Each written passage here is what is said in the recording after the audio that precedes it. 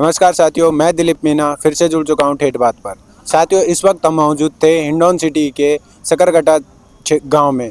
यहां पर सचिन पायलट जी यहां आए और किसान सम्मेलन में शामिल हुए।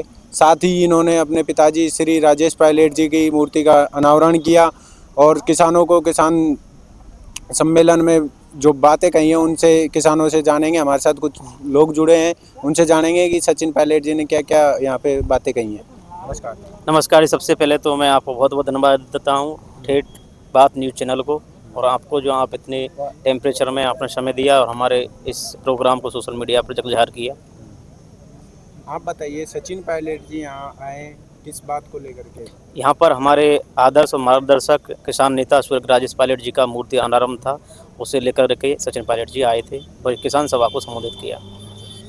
सचिन पायलट जी के बारे में कहा जाता है, जो हनुमान बेनीवाल है उन्होंने वो टिप्पणी करते हैं कि सचिन पायलट जी एसी वाले नेता हैं। देखो, हनुमान बेनीवाल जी एक क्षेत्र विशेष का नेता है और वो पायलट जी नहीं, देश के किसी भी नेता के खिलाफ कैसे भी उल्टा सीधा बोल देते हैं, उस पर मैं कुछ ज़्यादा नहीं कहना चाहता हूं। लेकिन ये आपको पता है कि तपती धूप में पहले भी आपने संजय पायलट जी को देखा होगा सभाओं में जाते हुए, और आज तो आप साक्षात आप और हम सब है, और 45 डिग्री टेम्परेचर से ऊपर टेम्परेचर, और सचिन पायलट जी आए और सभा को संबोधित किया।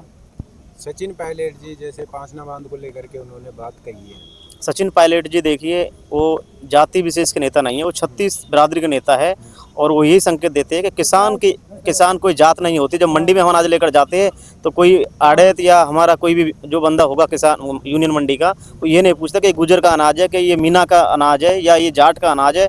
वो सिर्फ ये बोलता है किसान, और अनाज को तोल देता है और उसका मोल वो मंडी वाला करता है। इसलिए पायलट जी ने ये संदेश दिया है कि आप लोग किसी व्यक्ति विशेष नेता के उसमें मत आइए। आप लोग तीनों कमांड एरियाओं के जो किसान वर्ग के लोग हैं, जैसा कि आप 39 कमांड एरिया हो गया या डी कमांड एरिया है, लेकिन जब रजिस्ट्रेशन हो गया तो कमांड एरिया है वो। और हमारे 39 गांव ही पांचना बांध डैम के ऊपर बसे हुए गुजर समाज के, और 360 गांव जिनका मूल जो पानी का रास्ता था उसको रोक करके उनका अवरुद्ध किया और उनका जलस्तर नीचे गिर गया। उन लोगों के लिए तीनों किसान समाज के लोगों एक जाजम पर बैठिए। और सत्ता दोनों जगह डबल इंजन की सरकार है, लेकिन इंजन का आपको पता है डीजल बीत चुका है, धुआं धुआं है खाली। तो बैठ करके आप सरकार पर दबाव बनाओ, एक दूसरे समाज या जातियों पर टिप्पणी टिप्पणी करने से बचिए। और ऐसे जो नेता है जो अपनी राजनीति चमकाना चाहते हैं समाज को टारगेट लेकर के, ऐसे नेताओं को नाम लेकर टारगेट कीजिए, न कि समाज के नेताओं के। चाहे मेरे समाज का कोई नेता हो, अगर वो मीना समाज के खिलाफ कुछ बात अगर बात करता है तो उस नेता का नाम लेकर टारगेट करो, बल्कि समाज को लेकर के नहीं। हो सकता है वो अपनी राजनीति चमकाना चाहता हो। इसलिए मेरा सभी से निवेदन है, मीना भाइयों से भी, 360 गांव के लोगों से भी, और मेरे 39 गांव किसान गुर्जर समाज के लोगों से भी, कि आप लोग किसी भी, अगर आपको नेता बनना है तो पायलट जी से सीख लीजिए। मैं तो भीम आर्मी आज़ाद समाज पार्टी का जिलाध्यक्ष हूँ, लेकिन पायलट जी की लोकप्रियता को देखते हुए, और हम किसान सम्मेलन था, और किसान सम्मेलन किसानों के लिए पायलट जी हमेशा रात दिन मेहनत करते हैं, और हम भी किसानों के लिए सोच रहे हैं। पायलट जी के मार्गदर्शक को लेकर के हम यहाँ पर आए और हमें यही संदेश देते हैं, अगर नेता बनना है पायलट जी की तरह बनिए। 35 कौम का सम्मान करेंगे जब 36 कौम को सम्मान मिलेगा, और हम पायलट जी की तरह ही राजनीति करते हैं। हमने आज तक, हमारा Facebook account, social media, Twitter account देख लेना, किसी भी समाज के खिलाफ कभी नहीं बोला। हाँ, हो सकता है कि किसी व्यक्ति ने हमारे समाज को लेकर के कुछ बोला होगा तो हम व्यक्ति को लेकर के टारगेट किया होगा, टिप्पणी टिप्पणी की होगी, अन्यथा पूरे समाज को लेकर के। क्योंकि समाज में सब तरह के लोग रहते हैं, अच्छे लोग ज़्यादातर रहते हैं, और जो लोग अपनी राजनीति चमकाना चाहते हैं ऐसे लोग कम होते हैं। तो ऐसे लोगों को मैं कहना चाहता हूँ कि पहले तो अपना समाज ही उसका विरोध करता है, लेकिन हो सकता है उनका कुनबा बड़ा हो तो ऐसे टिप्पणी करने वाले लोग उसको टारगेट कर देते हैं। लेकिन धरातल की बात यह है कि आप दूसरे समाज का सम्मान करोगे तो अपना सम्मान होगा। और पांचना डैम को लेकर के मैं फिर भी सभी से निवेदन करता हूं कि ऐसे टिप्पणी, ऐसे भाषणबाजी नहीं करे कि एक दूसरे, हाँ, अपने हम गलत भाषण दे करके हो सकता है कुछ लोगों के लिए हम हमारे समाज के लिए मसीहा बन जाएंगे, लेकिन उससे हमारी राजनीतिक कैरियर खराब हो जाएगा। इसलिए मैं फिर कहना चाहता हूँ, मुद्दे की बात करो। अपना मुद्दा है पानी, हमारे 39 गाँवों को निकले। मीना भाइयों का मुद्दा है कि उनको कमांड एरिया को पानी आए। 360 गाँव का मुद्दा है कि उनके लिए नहर नदी में पानी आए। तो इन तीनों का मुद्दा तब हल होगा, ये तीनों एक जाजम पर बैठ करके सरकार पर दबाव बनाएंगे, प्रशासन पर दबाव बनाएंगे, और चंबल से लिफ्ट द्वारा पानी पांचना बांध में आएगा। पांचना का पूरा सफाई होगा और उसमें पानी का ग्राव आ जाएगा, जो पर्याप्त मात्रा में पानी हो जाएगा, और तीनों दिशाओं में पानी जाएगा, और चौथी दिशा को पानी चाहिए तो उसको भी जाएगा। और ना किसान लड़ेंगे, और किसान नहीं लड़ेंगे तभी मजबूत होंगे। और एक किसान प्रधान देश है, लेकिन राजनीतिक पार्टियों ने एक किसान प्रधान देश को एक राजनीतिक प्रधान देश बना दिया है। तो मेरा तो यही कहना है, और मैं इतना ही बोलकर मेरे वाणी को देता हूँ हमारे डायरेक्टर साहब से। जैसे कि पांचना बांध के पानी को लेकर विवाद है, जो पांचना बांध के निर्माण के समय जो जिनकी ज़मीनें गई उनको कितना मुआवजा मिला? क्या मुआवजा उनको मिल पाया, नहीं मिल पाया?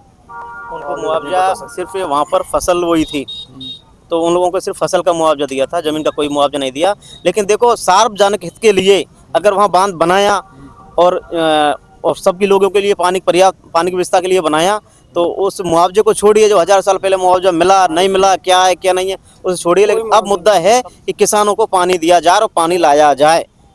सरकार कह रही है कि उनको ज़मीन का और उनका मुआवजा दिया गया था।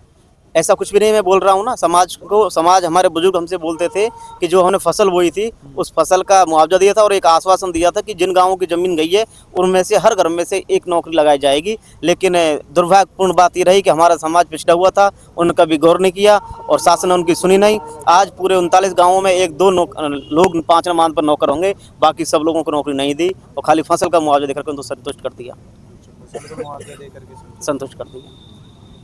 तो सचिन पायलट जी की फिर से बात करते हैं।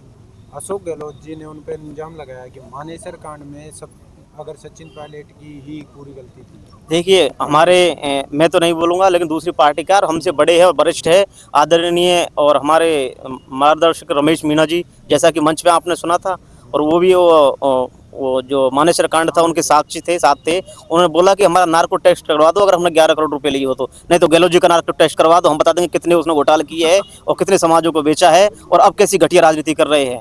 क्या कार्य है गहलोत जी के बारे में? गहलोत जी के कार्य देखो, अब जैसे ही लोग कुछ अलग चाहते हैं, जैसे ही वो मुंह से बोल देता है। अब तो उन्होंने सीधा सीधा कांग्रेस पार्टी के राष्ट्रीय अध्यक्ष सोनिया गांधी जी, राहुल गांधी जी और खड़गे जी, सभी को लपेट दिया। कल परसों हमने देखा है, लेकिन वो चैनल तो बहुत कम आते हैं यहाँ पर। आपका बहुत बहुत धन्यवाद, जो ठेठ बात चैनल और हर जगह आप पहुँचते हैं, और ठेठ बात चैनल वास्तव में ठेठ बात चैनल है। जैसे अपने रामकेश मीणा जी जो विधायक हैं, उन्होंने ये जैसे सचिन पायलट के बारे में ऐसे बोला ये तो भारी नेता हैं।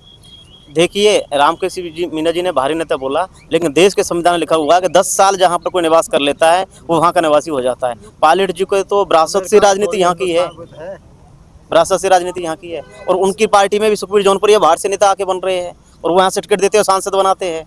तो ये तो अनर्गल बात है, ऐसा इन मुद्दों पर नहीं जाना चाहिए। और रामकेश मीणा जी तो 2 जातियों को आपसे लड़ना चाहते हैं, क्योंकि वो एक व्यक्ति विशेष का नेता बनना चाह रहा है, जो ऐसा नहीं बनना चाहिए। वो बड़े नेता है, हम तो ये सोचते हैं कि उनकी सोच बदले और दोनों समाजों को एक करके और सरकार पर दबाव बनाए, जैसे कि ऐसे अनर्गल भाषण टिप्पणी टिप्पणी नहीं करें।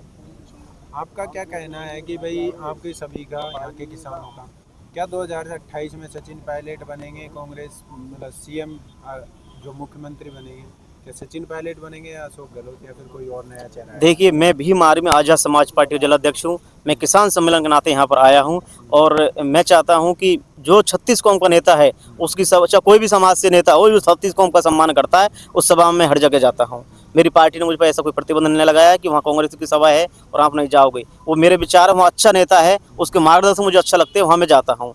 तो ये पार्टी हाईकमान को करना है कि किसको सीएम बनाना है, किसको नहीं बनाना है, उनके जो कार्यकर्ता उनको मतलब इस चीज़ से। मैं इस पर कोई टिप्पणी नहीं करना चाहता, लेकिन ये कहना चाहता हूँ कि पायलट जी 36 कौम और सभी दलों के कार्यकर्ताओं में वास करते हैं, क्योंकि उनके अंदर वो काबिलियत है जो दूसरे दल के नेता भी उनके साथ उनकी कार्यशैली को देखने, उनके मार्गदर्शन लेने के लिए उनके मंचों पर, उनके महापंचायतों पर आते हैं।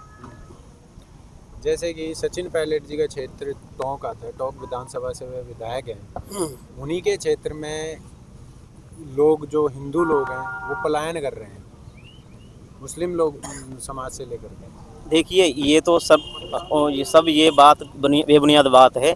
कोई प्लान नहीं करता। जब हमारा बिजनेस अच्छा सेट होगा कहीं तो हम जाएंगे, है ना। अभी जैसे एक मामला आया था कुणाल गुर्जर जी, जिसका धर्मांतरण करा दिया गया था, तो उसने टेंशन में आके, डिप्रेशन में आके आत्महत्या कर ली। जी, उसके ऊपर मैं कहना चाहता हूँ।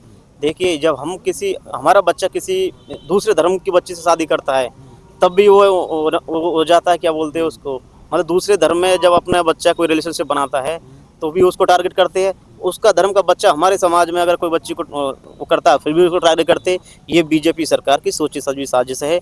कुणाल गुर्जर का मुस्लिम समाज से ऐसा कोई, उनकी मां ने आरोप लगाया, गुर्जर समाज की भी कई मीटिंगें हुई उनको लेकर के, सचिन पायलट पीछे क्यों रहे? सचिन पायलट जी खुद वहां जाकर के मिल के आए कुणाल गुर्जर के परिवार से। मिलके आए, उसके बाद उनकी मां का कहना है कि वो जो उनके स्थानांतरण के जो पत्र लेके गए थे उनके पीए अभी तक एसपी ऑफिस तक नहीं पहुंचे। ठेठ बात में चलो मैं आपसे कमेंट करना चाहता हूं कि एक बात बोलो, आपकी बहन से अगर दूसरा समाज का बंदा कुछ इस तरीका से वो रखता है और वो अपने उसके उसके खुद के घर में सुसाइड करता है और ठोकता है आपके ऊपर, तो ये तो मैं समझता नहीं कि ये उचित मामला है।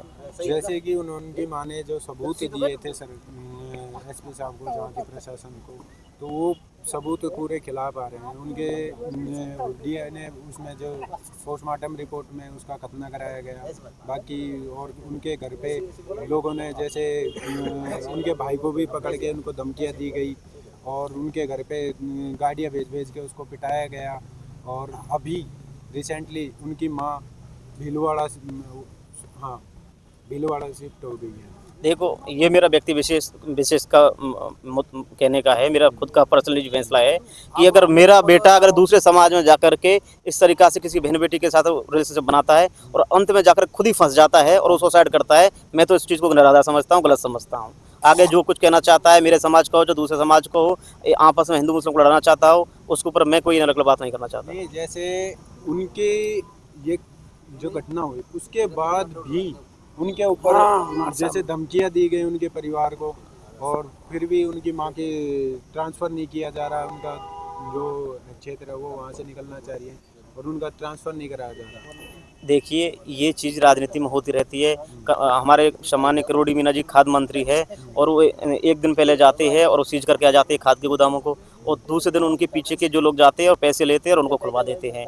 देखो बीजेपी क्या क्या षड्यंत्र रचती है, आप सब देख रहे हैं। किसान परेशान है, किसान त्रस्त है और वो श्री राम को लेकर के और उसको बदनाम करने का काम कर रही है। आज हमारा सबसे बड़ा वोट बैंक है तो ओबीसी के बाद में एससी कम्युनिटी का वोट बैंक आता है, और आप देख लीजिए कि वो एससी को टारगेट करके दो भागों में बांट रखा है और वो अपनी राजनीतिक रोटियां सेक रहे हैं। मेरा तो सब जनता से यही नम्र अपील है कि आप लोग एक रहो, आने वाले चुनाव में छोटे बड़े दल एक होकर के इस बीजेपी सरकार को आईना दिखाने का काम करो, जिससे कि हिंदी मुस्लिम की राजनीति इस देश के अंदर ना हो। हिंदी मुस्लिमों का एक बहुत बढ़िया भाईचारा है और ऐसा बना रहे। देश के आज़ादी के लिए हिंदू मुस्लिमों ने अपनी जान कुर्बानी दी थी और आगे भी वो लोग एक साथ रहे। हनुमान बेनीवाल जी